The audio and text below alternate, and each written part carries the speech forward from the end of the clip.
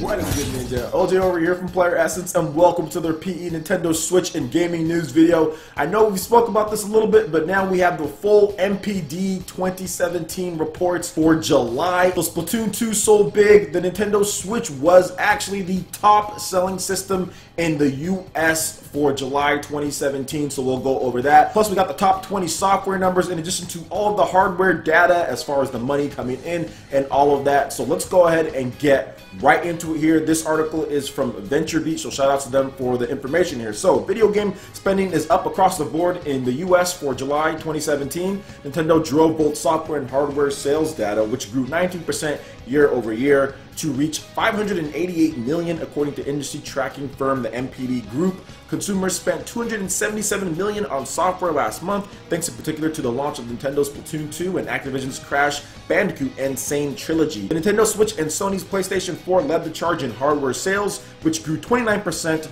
to 182 million compared to July 2016. Now here are the numbers for July 2017 when it comes to the money coming in. So total revenue, 588 million, that's up 90% from 496 million in July 2016. Hardware sales were at 182 million, that's up 29% from 142 million. Console software sales were at 263 million, that's up 17% from 224 million. PC software sales were at 14 million, that's up 14% from 12 million. And accessory sales were at 129 million, that is up 9% from 118 million. Growth was basically seen across the whole industry. According to an NPD analyst, the launch of Splatoon 2 on the Nintendo Switch and 2-month sales of Crash Bandicoot Insane Trilogy drove software gains, with new supply of Nintendo Switch and continued strength of PlayStation 4 pushed hardware higher. So I want to talk about that real quick before we get into more parts of there. As far as Nintendo really pushing things with their hardware, Nintendo said that they're going to increase stock and increase shipments, and they definitely did that. I know there was a number of people who said, yeah, there seems to be a lot more Switches in stores back in July than there were the previous month, so Nintendo is definitely increasing the stock, and we're seeing that pay dividends as they actually reach the top spot in terms of hardware sales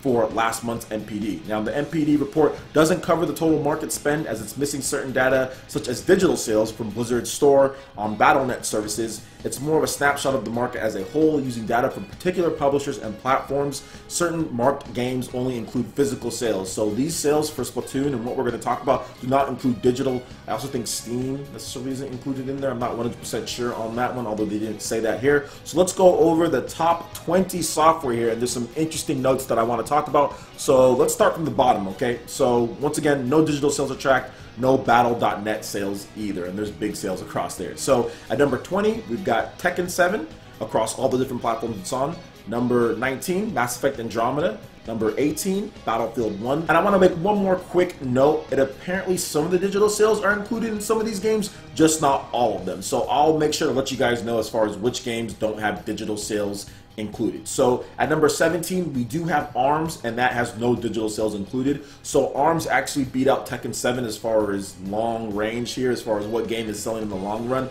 ARMS is a couple spots ahead of Tekken 7, which is incredible considering Tekken 7 is on an install base of a bunch.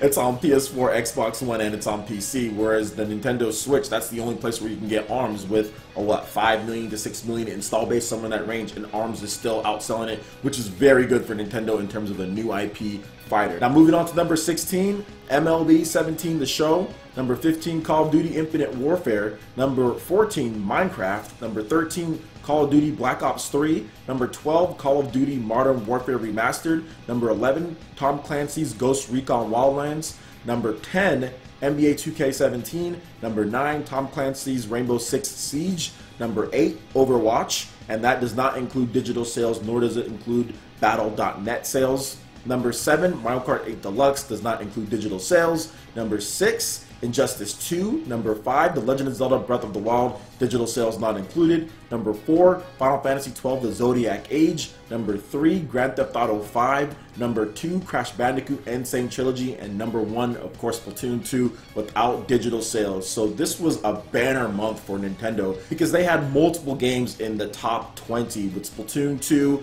got The Legend of Zelda Breath of the Wild, Mario Kart 8 Deluxe, and ARMS. 4 great first-party IPs all right there in the top of the NPD. So that's really good. You also have to include stuff like Minecraft, that's also on Nintendo systems and sells well across the board, whether it's the Wii U or it's the Nintendo Switch. Minecraft is doing well, so it's kind of contributing towards that. There's quite a number of games on here that are interesting. I think Crash Bandicoot Insane Trilogy, that being so high up, especially with the difficulty of the game, kind of shows that we want this Crash instead of like Skylanders, which is where some thought like Crash should go, or some type of thing. I think Crash was in Skylanders or whatever the case is, or Spyro. If they bring back Spyro Trilogy, think about how well that would do as well. So we want more of those games than Skylanders and toy games where you do that type of stuff. So shout outs to Activision, and I'm hoping that they're going to do a Spyro Trilogy, because I'd be totally down for that, because I actually like Spyro more than I do like Crash. So we'll see if that comes later down the line, but Splatoon 2 is killing it. #1 there. Really happy for Splatoon 2. Obviously, Nintendo put a lot of time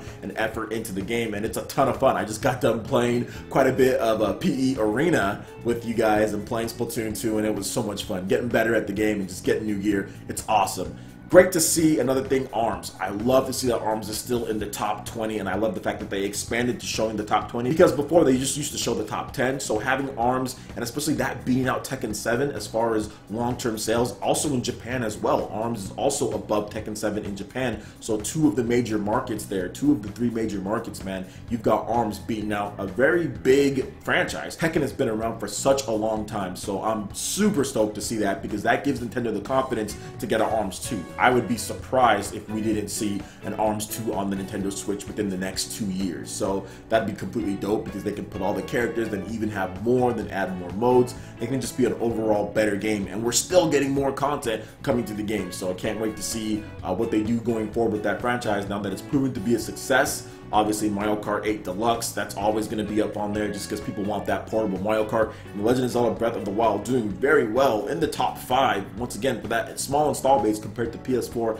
Xbox One, and PC. The fact that Legend of Zelda Breath of the Wild is beating out games like Injustice, beating out Tom Clancy, beating out all these other type of titles is really cool. And I'm happy to see it continue to sell past March. So that's really good as well. So let's talk about some of the quotes that we got here as far as Splatoon 2. So quote, Nintendo Splatoon 2 was the best selling title of the month, said the NPD analyst. 3 of the month's top 7 best-selling titles are published by Nintendo. Nintendo was also the best-selling software publisher in July, which is also really cool. The fact that Nintendo is topping as far as the best-selling publishers, so that's good as well. In June, Tekken 7 and Injustice 2 fought their way to the top of the charts. Since then, Tekken has fallen off its #1 position to number 20. Horizon Zero Dawn has slipped off the charts though, guys, which is a bit unfortunate. The RPGs have really boosted the industry and gone up 50% year over year, so that's really good. I mean, obviously you want to see Horizon Zero Dawn, the fact that it's not on this list, which is a bit concerning because it's not too old. I thought that it would still be on here, especially beating out something like Mass Effect Andromeda. But I think the reason why Mass Effect Andromeda is on there is because it's $20. That's the reason why Mass Effect Andromeda is on there.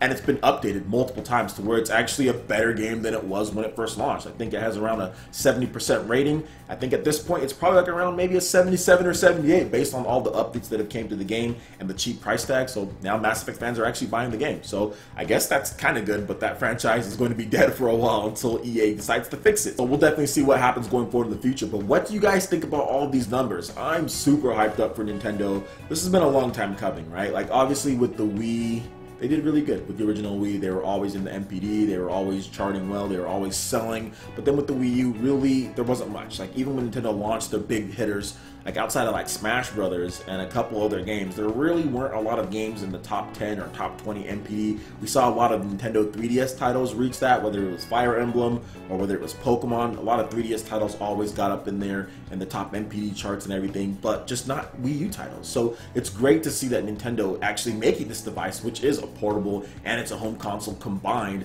actually seeing all of their games, this many titles in there. And whenever they launch a game, you can be confident that it's going to sell. You can be confident that it's going to do good. Like even stuff like Street Fighter or whether it's Minecraft or Sonic Mania, even third-party games are coming out, and if it's what the Nintendo fans want, then they buy them. So that just gives everyone confidence, and that's the one thing that I want to make sure that I relay with this, guys, because without sales, we don't get more games. It's not all about sales all the time. Obviously, games can be good and not sell well, but if you want to see more of the content, you have to sell. The system has to sell, the games have to sell, because without the money coming in, there's not going to be anybody who could make the games. They need to pay the people to make make the games. I mean, it's obvious, right? It's just normal business. So it's really cool just to make sure that the industry is healthy, and to see Nintendo's games selling so well. That's good for us because that's going to pay dividends. We're going to get more content for Splatoon 2. We're going to get more stuff. They can probably already be working on the next Legend of Zelda and making sure that it's bigger and badder than ever. They're probably going to be working on the next ARMS because it's selling well. So just as long as the games sell and do well and the Switch continues to do well, we get better and more content. So that's all I want to see, and that's definitely happening with the Nintendo Switch. Whereas with the Wii U, you just didn't see that. The sales weren't there, so the content wasn't there. Whatever was planned, and by 2015, they were already done with the system and moving on to bigger and better things with the Switch. Whereas with the 3DS, great sales, great software. It just kept coming and coming, and still to this point, making new big games like Metroid Samus Returns for the Nintendo 3DS, and another Pokemon game, Ultra Sun and Ultra Moon. So some of the best 3DS games are coming out in the second half of its life, you know, so this is awesome to see. It's good to see that the industry is getting healthier, and stuff like Crash Bandicoot, I like the fact that that's selling so well, because like I said, I really want to see a Spyro collection, so hopefully they do that, and I'd be totally down to cop that. So let me know what you guys think about all these numbers here. Are you excited about Splatoon 2? What do you think is going to be next? Do you feel that Mario plus Rabbids Kingdom Battle is going to chart pretty high, or do you feel that it'll be more of a lower end title? Let me know about that. I personally feel that it's going to be mid-level type of title. I don't think it's going to really jump to the top just because of the type of game that it is. Kind of a weird game with the Rabbids put in there, so I do think it's going to do well, and I think long-term sales are going to be great. I just don't think it's really going to jump up like Splatoon or like Mario Kart did. So